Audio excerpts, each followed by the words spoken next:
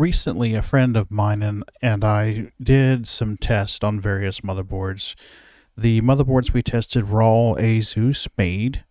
We're running the Z690 and the Z590 chipsets. Your motherboard may not be using these, but the point of this video is I want you to take a moment and reread your motherboard manual. The reason for this is we discovered that we were leaving some performance on the table.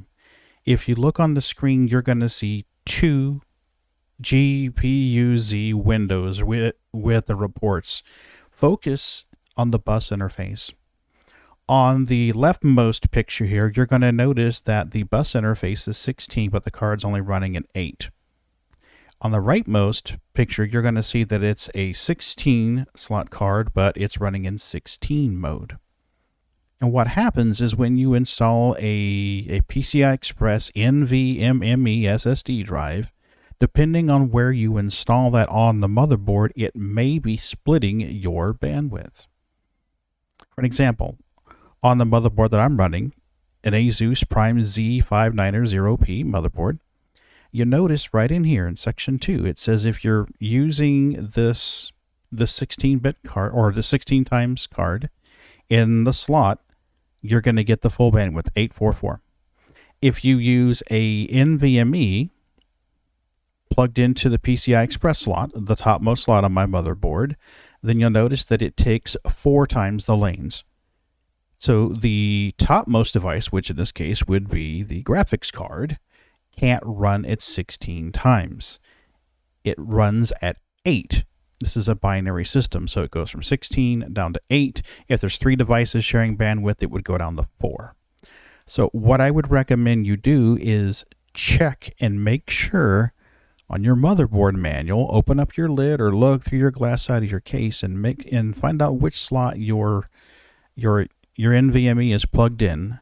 It could be that you're sacrificing a little bit of performance because of the way that you're running it.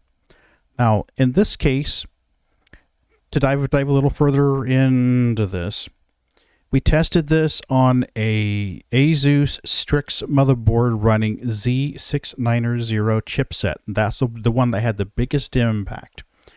We ran that motherboard with a i9 processor, 12th gen, latest gen, super fast.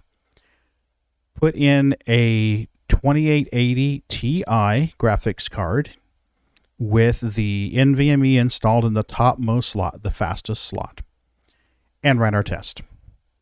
Then we left the system as it was with one small change. We moved the NVMe from the topmost NVMe slot down to the second one. Booted up the system. Everything's still the same graphics card. Everything is still the same, and ran the same test again. And we found that we got anywhere between a 2% and a 33% increase in frames, depending on the game and the test engine that we were running. I know some of you were going to say, but Pagan, my hard drive's going to be slower. And you're right. It will be a little bit slower. We ran Crystal Disk Mark on there to run the test, and we saw 100, a difference of 100, meaning it went from 2560, 2550 with the NVMe in the topmost slot, the fastest slot, down to 24 and change. Now, that's a bookmarking program that's designed to stress it hard to get the maximum performance. Honestly, booting the system up, we couldn't tell a performance difference. Running the games, we noticed that we were getting faster frames. So take it as you will, but I would urge you to look through your motherboard manual and also take a look and see where that NVMe is installed.